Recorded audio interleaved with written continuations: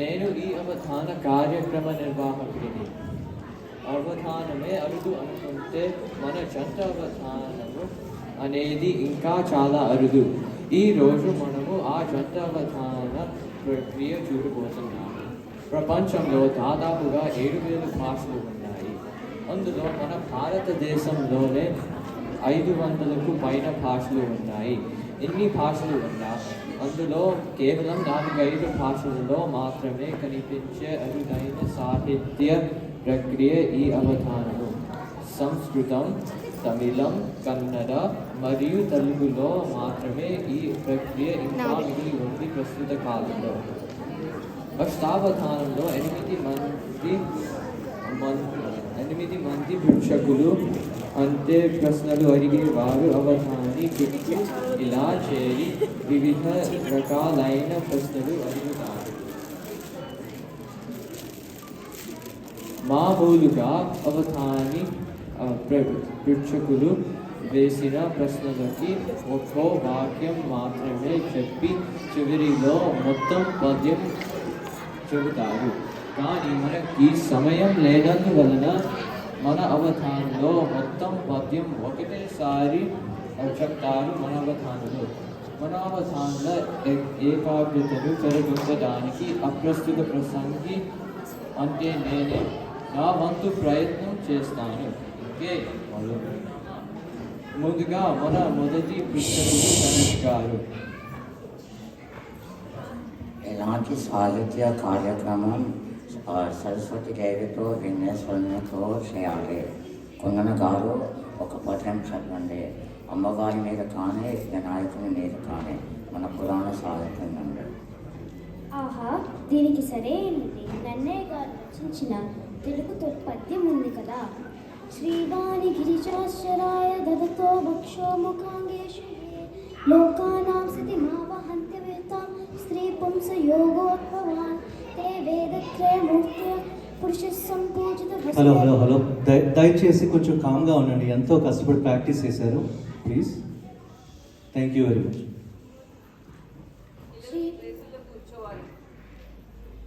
శ్రీవాణి గిరిజాశ్చరాయ దదతో భక్షో ముఖాంగేషు ఏ లోకానాం సతి మావహంత్య వేతాం స్త్రీ పుంస యోగోద్భవాన్ తే వేదత్రయ మూర్తయ పురుష సంపూజిత వసరైష్ భూయాసుః పురుషోత్తమాంబుజ శ్రీకందరాశ్రేయసే.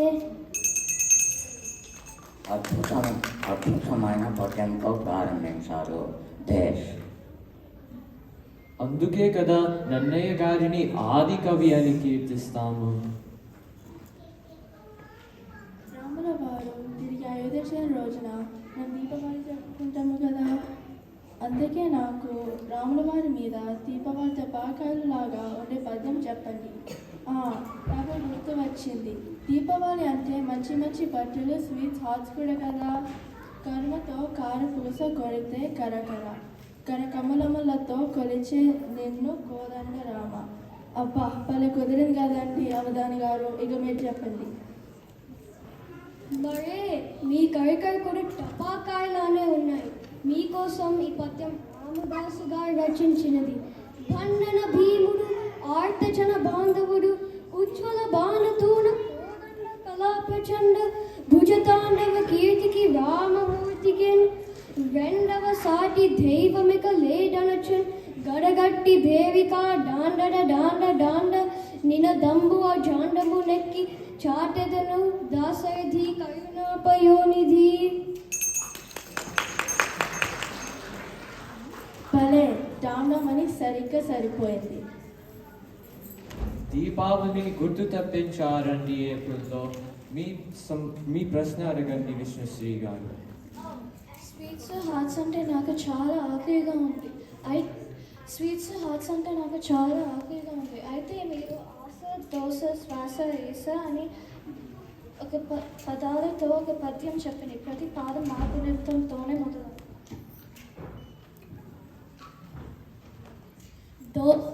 అరే, ముందే తెలుసుంటే మన మనబడి వాళ్ళు మధ్యాహ్నం దోశ పెట్టేవారేమో కదా.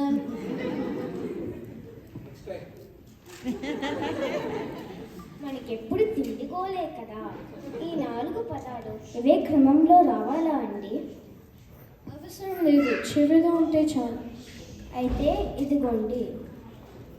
మెలకువ మునుపు మదిలో మెరిసిన కాస, మాయా బజారు విందులో అగుపించే మలగాపుడి దోస, మంచి మంచి వాసనలో చిక్కుకునే నా శ్వాస, ముగించు త్వరక ఈ పరీక్ష మొదలు పెట్టు ఓ ఈసా.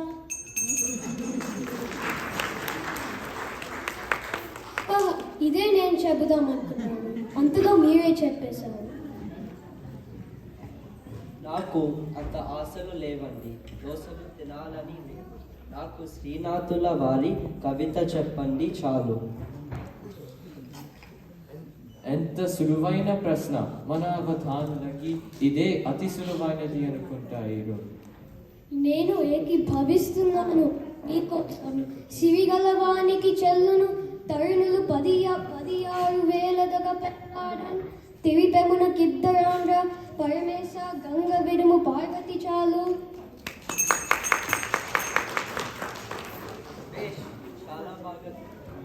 చాలా బాగా చెప్పారండి. మీ సమస్య అడగండి నాగశిశిర్ గారు. అలాగే శ్రీకృష్ణదేవరాయలు వారు అష్టదిగ్గజాలని పూరించమని అడిగిన సమస్య. బలరాముడు సీత చూచి పక్కున నగియన్ అంటే నవ్వెన్. ఇది పూరించండి కుందన గారు. అయితే మన జంతవధానులు అష్టదిగ్గజాల్లో ఒకరనే కదా మీ భావము? లేకపోతే వీరిద్దరిని చేర్చి 10 దిగ్గజాలందామా? ఏమంటారు అవధాని గారు? ఇంకా నయం, ఇలాగే ఉంటే నవగ్రహాలు, అందులో నన్నే రాహువు కేతువు చేసేసేవాడు. ఇదిగోండి. గురుజన్మములు తనకు శరణమని శివధనస్సు ఎక్కుపెట్టి పక్కునగి ఆత్రుము నచ్చని సిరి జూచుటకి అంత అమిత బలరాముడు సీతని చూచి పక్కున నగియన్.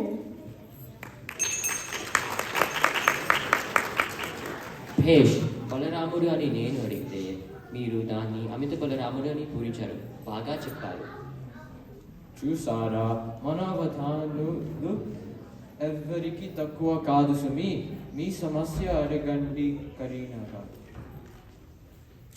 అమ్మ మీద ఒక పద్యం చెప్పండి. కానీ ఒత్తులు ఎవరో తీసుకెళ్ళిపోయారు. అంటే ఒత్తులు లేకుండా కావాలి నాకు. ఒత్తులు తీసుకెళ్ళిపోయారా? పోనీ అమెజాన్లో కానీ పక్కనే ఉన్న వివేక్ ఫ్లవర్స్లో కానీ తెచ్చుకోవచ్చా ఒత్తులు? నాకు పూజ వత్తులు వద్దు, పద్యంలో వత్తులు వద్దు. మంచి చిక్కు సమస్య అడిగాడు. పరమశివునికి మరో నామము నీదే కదా శివాని, జగతిని నడిపించే నవావరణము నీవే భవాని, వరమసుగునే జనించిన మరల ఈ అవని, తిరిగి తరించని తన సేవలో నా జనని. అద్భుతంగా చెప్పారు. ఎన్ని జన్మలైనా తనే మీ తల్లిగా రావాలని కోరుకుంటున్నాను. ఏకీభవిస్తున్నాను. పద్యంలో ఒత్తులు లేకుండా మన జీవితానికి వత్తు అమ్మే అని తెలిపారు. అపురూపంగా చెప్పారు. ధన్యవాదాలు. మీరేమి సమస్య తెచ్చారో చెప్పండి సరియు గారు. నాది చాలా సులువైన సమస్య. ఒక్క సునకం మీద ఒక్క పద్యం చెప్పండి. చాలా సులువైన ప్రశ్న అది. కనకపు సింహాసనమున సునకము కూర్చుండబెట్టి శుభలగ్నమున ధనరక బట్టము గట్టిన వెనుకటి గుణమేళమాను వినురా సుమతి. ఇక మీ వంతు వంటి జాగృతి గారు. ఇప్పటిదాకా మనం మంచి మంచి విషయాలను ముచ్చటించుకున్నాం. ఇక జన్మ సాఫల్యానికి అవసరమైన సాధనాలను మాకు వివరించండి అవధాని గారు. చేతులారంగ శివుని పూజింపడేని, నోరునొవ్వంగ హరికేటి నుడవడేని, దయయు సత్యంబు లోను గాదలపడేని, కలుగనేటికి తల్లులు కడుపు చేటు. నోట మాట లేదు. చివరిగా అవధానులు, మన సరియు గారు గంట ఎన్నిసార్లు వాయించారంటారు? 8 సార్లు. చూశారు కదా, మన జంట అవధానులు అప్రస్తుత ప్రసంగాలకు చెదరకుండా గంటలు సరిగ్గా లెక్క పెడుతూ అమూల్యమైన తెలుగు పద్యాలతో సమస్యాపూరణం ఎంత బాగా చేశారో. ఎంతో వినోదాత్మకంగా విజ్ఞానకరంగా సాగే ఈ అవధాన ప్రక్రియని మనం అందరం కలిసి కాపాడుకుందాము. ఇక సెలవు.